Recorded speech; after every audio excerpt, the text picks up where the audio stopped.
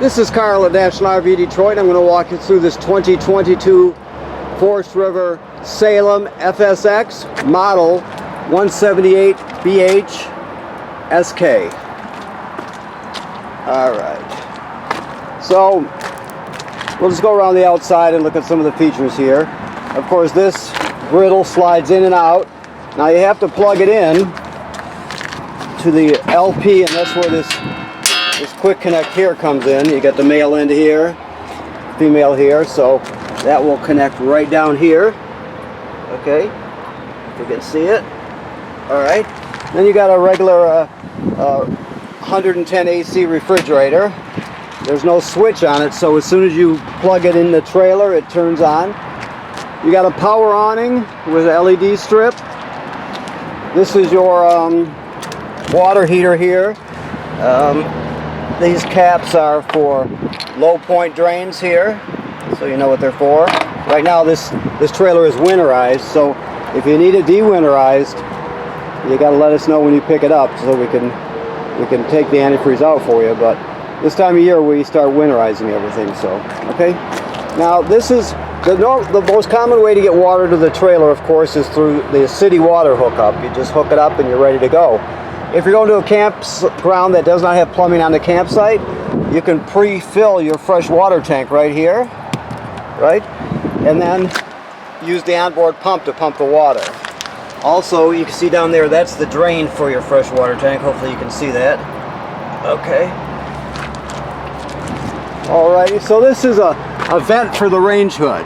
It's got a range hood to vent to the outside, so if you're going to run the fan in it to vent, you always got to open this baffle up first so it flaps freely and vents. Otherwise, keep it shut like that. You know, when you're traveling down the road or in storage, you want it shut. Anytime you're venting, you want to open it. Alrighty, so you got regular crank type stabilizers. It takes a 3/4 inch crank or 3/4 inch 6-point socket on a battery powered drill, whichever you're going to use. Alright, this is just in case you want to get a solar panel to charge the battery. This strictly goes to the battery, but right there, that's where you would hook it up. Okay. You got deep cycle marine battery.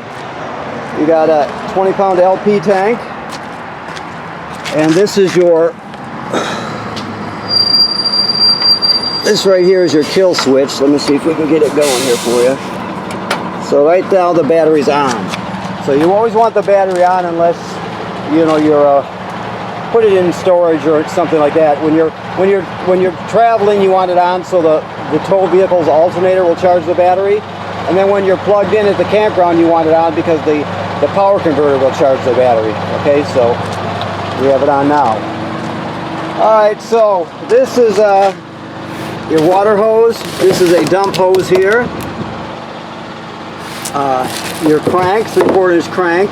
This is a reducer to reduce your power cord from 30 amp down to a 15/20. And then you have your center caps here too. Alright, this slide out, just so you know, this is a Accu slide, or I'm sorry, I take that back. This is a Schwintech slide. It's made by, it's owned by Lippert now, but people still refer to it as a Schwintech. You see it's got the 2 gear tracks on each side, and there are 2 motors, one on each side that's synchronized together. Alright, so this is your 30-foot, 30 amp power cord right here. Hooks up right there, of course. These are your dump valves here, closed like that. Alright, so you dump it just like that. Okay, keep in mind that this is the black tank valve for toilet water and waste. This is the gray tank valve for sink and shower water. Okay, always dump the black first and then dump the gray, and it'll help clean it out because gray is cleaner water than the black water, obviously. Then after you do that, you keep this valve open on the black, and you can hook your hose at the dump station right to here, and that you can flush out your black tank that way. It'll spray the inside of the tank, clean off the sensors, that sort of thing. So it's a really good thing to do. If the hose works at the dump station, use it and do this. Dump and flush it right here, okay? And this, of course, is your city water hookup. I showed you where you could fill the fresh water On the other side, this is the most common way right here. You just hook it up and you're all set, ready to go. These are your low point drains. I showed you the caps that were in the water heater. Okay. This housing tells us it's pre-wired for a backup camera. Okay. You have an outside shower right here. And while we're looking up here, the manufacturer states you should inspect your roof every 90 days. So you want to, every 90 days you need some, you either go up there yourself or send somebody up there. You can walk up there, no problem. Just be very careful, of course. And check all the sealant, make sure there's no cracking or separation, nowhere for water to get in. Make sure that the vent covers or the roofing material weren't damaged by low branches, that sort of thing. Okay. And back here to the water heater, I just want to show you that this is the drain plug and the anode rod right here. You can, let me see if you got it here, right here. So this is a sacrificial rod, and of course it goes right in here. And this takes an 1 1/16" 6-point socket. You'll also need like a 6-inch extension to get it out far enough to put a ratchet or a bar on it. Okay.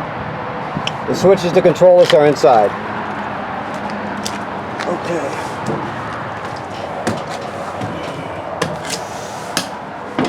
All right. So this is self-explanatory. These cushions come off, and you can lay this down. It turns into a Murphy bed. Very, very simple and self-explanatory. You can also pull these poles out of the tabletop, send it on these cleats down here, and use the back cushion to fill in the space. You got another bed right there. Of course, then you got 2 bunks here, so you got a lot of sleeping space. Let me find the lights here. There we go. Okay. So while we're standing here, this switch right here is for your power awning. Never leave the power awning out unattended, of course. You always want to roll it in when you're not going to be at the campsite. This one here is for your slide.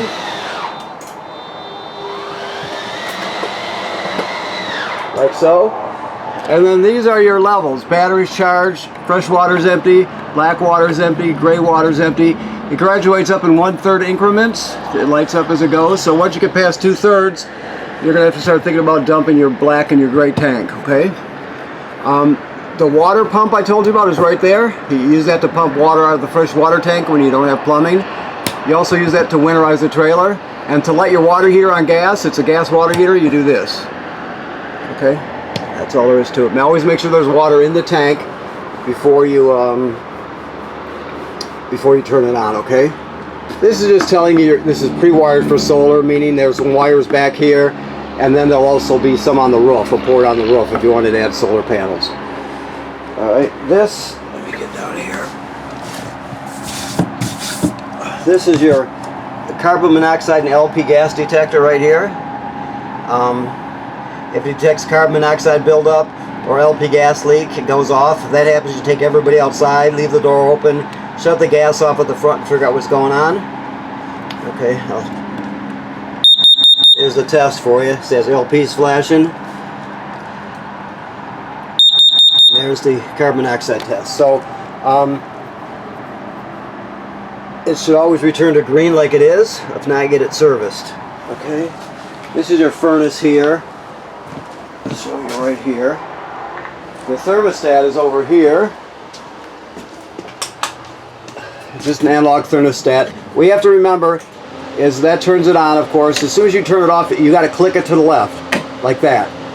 As soon as you do that, the flame goes out, but it'll still cycle through for a minute or two, so that's normal. But you may always make sure it clicks to the left. That's very important. Alright, so you got a 2-burner range here. Cooktop, I guess, would be better. So you have to light that with a lighter or a sparker. So there's a light here.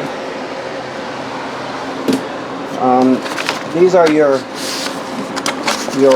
paperwork on all the different appliances and components to the trailer. These are bumper caps here. Your keys, of course.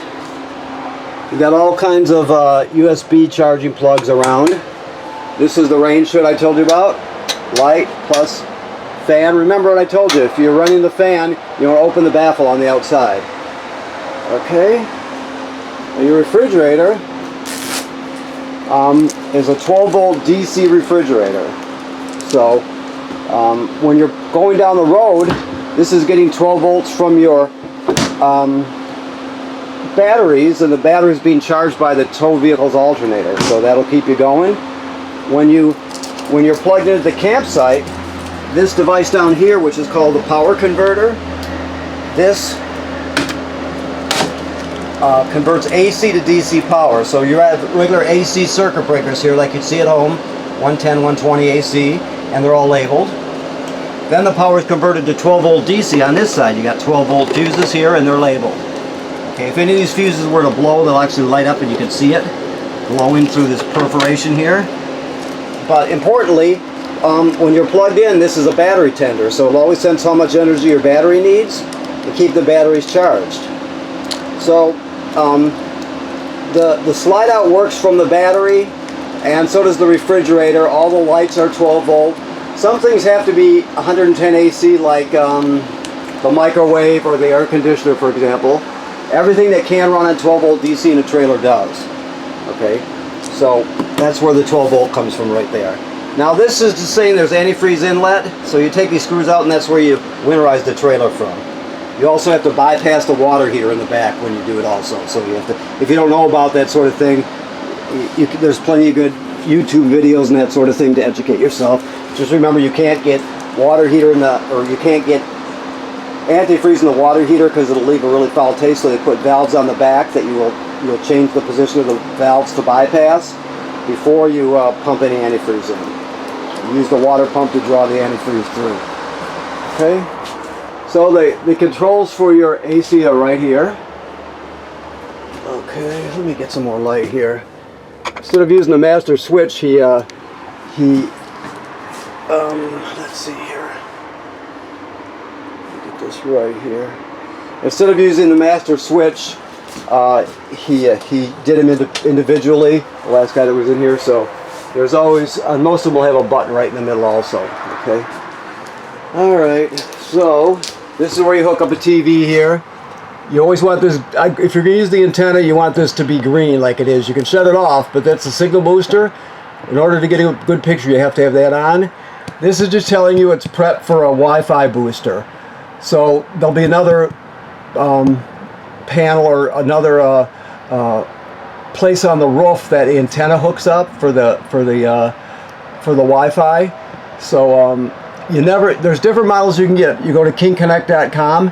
Basically, inside the trailer, there'll be a router, and then on the roof there'll be the antenna. Now you can get them sometimes without the antenna, but don't do that. If you want a public Wi-Fi booster, you always want to have the antenna. So anyway, it's pre-wired for that. Okay. Also, there's a backing plate here to hang a TV. All right. So let's see what we got here. All right. So the sink and shower work like any other sink and shower. This is a GFCI here, so even the plug on the outside is wired through one of these, so you would reset it in here. Always run the fan with the shower. There it is right there. And last but not least, the toilet, which right now has antifreeze in it because it's winterized. Let me see if I can show you the pedal here. There's the flush pedal right down there, if you can see it. So the thing to remember about these, if you don't know, is you have to have right directly below. Well, let me do it this way. Directly below is the black tank. It's empty right now. In order to use the toilet, you have to have water and chemical in the black tank. You can't use it dry, otherwise the smell will be terrible and it can get clogged up. So what you do is you come in here after you get to the campground, you hook up your power and your water. You come in here, you dump 1 dose of chemical right in the bowl, and then you step on the pedal and let water come swirling around, and you'll put about a gallon or so of water in the tank. There's no way to tell exactly what that is. Some people use more as a personal preference type thing. The main thing to remember is you got to have chemical and water in the black tank before you start using it. Like I said, otherwise the smell will be terrible and it can get clogged up too. So, okay? Alright, so I think we've pretty much covered everything. Let me look around. I would think so. Microwave works like any other microwave, of course. Okay, so I want to thank you for purchasing your trailer here at National RV Detroit. And please remember what I said about the manufacturer stating inspect the seals every 90 days. So you want to go up there or have somebody go up there and look it over. And if you find an issue, take care of it immediately. That's very important. People do not inspect the roof enough, generally speaking. So you want to always take care of that, okay? Thank you very much.